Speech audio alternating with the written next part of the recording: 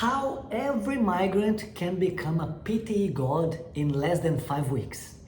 Hi guys, I'm a Brazilian civil engineer who got a permanent residency in Australia in less than 11 months since I moved here. And now I teach people just like you to pass the PTE exam in less than 5 weeks, even if you're not fluent, so you can go ahead and build your life in Australia.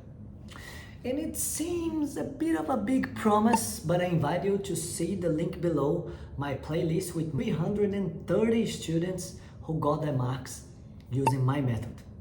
And just a little disclaimer here, they're not only my students, but they got their results using my method. Completely different than other people who say 1,000 or 2,000 or 3,000 students. How many of them passed? So that's the only number I count. I encourage you to have a look so you can see what I'm talking about. And if you want to get a permanent residency in Australia, I invite you to subscribe to my channel because I'm posting videos every week so you can accelerate your journey. So PTE is a global institution, and in Australia, it is accepted for all types of visa and all universities, together with other 3 English proficiency tests. It's a little bit polemic, but I can tell you that PTE is the easiest. It doesn't mean that it is easy, but compared to the other ones, IELTS, TOEFL and Cambridge, it's a lot easier to get high marks, especially if you're just like me, not really good in English. And I'm confident to tell you this because I haven't seen anybody getting higher marks doing the IELTS test than using the correct method for the PTE test. I even challenge you, if you know someone who got higher marks doing the IELTS test, please put in the chat below. I'll be more than happy to see. In the IELTS test, you have 2 different versions, general and academic. General, the IELTS general is a lot easier than the IELTS academic because there are a lot of things to read and it's a little bit more complex, the topic. On the PTE, on the other hand, in the PTE test, it is called PTE academic, but it doesn't mean that it's harder or there is another version of the PTE which is easier. There's only one, it's called PTE academic. I didn't give this name, it is what it is. So don't worry about it. You don't need to worry about which PTE you're gonna take. There's only one and it's called PTE academic. Just like any other English proficiency test, you're gonna be evaluated by 4 different abilities: speaking, writing, reading, and listening. And if you want to apply for a visa in Australia or validate your diploma, you're gonna need to get a specific score for each of these 4 bands. For example, if you want to validate your diploma, you need 50 on PTE in each of the 4. Even if you get high marks in 3 of them, and one of them, which is reading, the worst for me, you get 49, unfortunately, it's not possible to validate your diploma. So it has to be in every single one of the abilities. The good news is that PTE score is different. In the IELTS, for example, if you need to improve your reading score, you're gonna need to study the reading part. On the other hand, on the PTE, all the other 3 abilities contributes to your score on the reading part, which means that if you need to improve your reading skill, there are other tasks. There are tasks on the speaking, writing, and listening part that contributes to the reading part. There's an overlap of the abilities.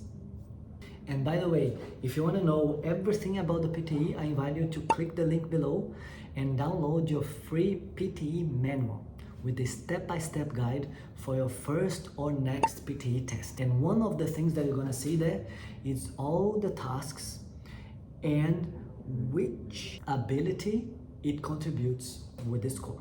For example, first task for the speaking part contributes to the speaking, of course, and reading. You're gonna know that. You need to know that so you can focus your study and optimize your time. So just click the link below, put down your email address, and I'll send it to you at no cost. And you can start studying now. First part is speaking. There are 3 basic tips for getting a high score in the speaking part. And they are not equally important. The first one is on the top here, and the other two are important as well, but not as important as the first one. And the first one is not pronunciation. That's where the most people make mistake. The first thing you need to worry about is your speed. If you speak slowly, the chances of you getting high scores are very low, even if you have a great English. Even if your English is really good. Second thing is intonation. Even if you speak quite fast, with perfect pronunciation, your score will not be great if you speak like a robot. Remember this, robots don't like robots. And finally, the third most important thing to remember is, of course, pronunciation. See, it comes in the last position. So get your speed and intonation right, and then you worry about the pronunciation. That's why I tell you that you can pass the PTE test even if your English is not perfect. Second part is writing. The best tip for the essay. Don't worry about the essay. I'm telling you this because when you download your free PTE manual on the link below, you see the very first thing is an order of priority of each task. So you can spend more time on the important ones and less time on the non-important ones. Pretty basic, right? But trust me, 9% of the people who study for the PTE don't start like this. They keep spending precious time on the non-important questions and of course they don't pass. But not you, because you're gonna download the PTE free manual and you know exactly which tasks to focus on. And there are 20 questions on the PTE test and the essay comes in the 12th position. So it's not even the first half that I tell my students to focus on. So it's gonna be lots of homework before you start worrying about the essay. Plus, I offer my students a template, so you don't need to worry about writing your own sentences and making mistakes. You're gonna memorize a template, fill it in with keywords, and your essay is done. Third part is reading. It has been always my biggest struggle. I couldn't finish even reading all the questions, and I have to leave it in blank or to guess because I was running out of time. But then I started to read books, especially digital marketing books. And then my reading became a little bit faster. And even though I haven't seen any PTE test in the reading part talking about online businesses, it helped me with the muscle of reading to read faster, plus with the connection of the words, two words that go well together.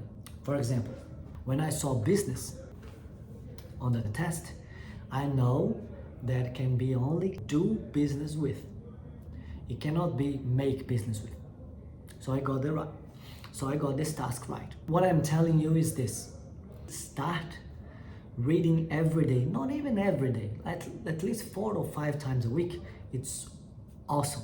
So you get to read faster, you get to memorize the words that go well together, and you're reading some nice topics that you like. And that's the key. Don't try to read some PTE topics because you're not gonna like it 5 minutes and you'll fall asleep.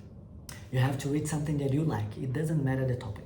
That's gonna move you forward into the habit. And after doing 11 tests, on the last 2 or 3, I got full marks on the reading part. And I'm telling you, I was reading nearly every day. I wasn't practicing enough the exercises of the tests, and I got full marks. That's how important it is for you to get to the habit of reading. But just a little disclaimer here. I tell my students to read every day, but I also want you to practice the exercises. It's not one or the other. Don't use my example as the universal law. Please remember this. You have to practice the exercises of the test plus read every day. Fourth and last part of the test is the listening part. One of the biggest difference between PTE and all the other tests is the way they give you the score. Even the tests done in the computer, like TOEFL or IELTS at home, not too sure if they do that yet, not too sure if they do that still. It's a human being that reads what you've written or listens what you've said. On the other hand, the PTE test is the computer itself that gives you the score, which means that nobody will read what you write. It's a software that decides whether your score is high or low. And why I'm telling you this? Because on the listening part, there are 3 very important tasks that you will have to listen to an audio and then write stuff about this audio. Don't worry about the tasks names just yet. It is covered on the free PTE manual. The secret you need to know is that you don't need to make sense. Think about it. If the audio tells you the children didn't go to school and you write the children were sleeping in the school, a person will tell you that you didn't understand the audio. It was actually the opposite. With regards to the computer, it doesn't know what's inside or outside, or asleep or awake. It only knows the keywords, the word count, grammar, and spelling. That's why the secret is so important. If you just write some keywords from the audio and then write stuff with correct spelling, grammar, and the number of words, you will get high marks. That's why PTE scores so fast. Why you would have to wait for 15 days for the IELTS test to be released? If you do the PTE test in the morning, you should get your score by the same afternoon. So please send me a comment down below what your thoughts about this video. Make questions so I can improve to the next ones.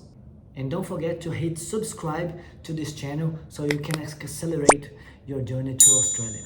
And by the way, I'm organizing a 3-day event so you can learn the exact step-by-step on how to pass the PTE test in just 5 weeks or less, even if you're not fluent.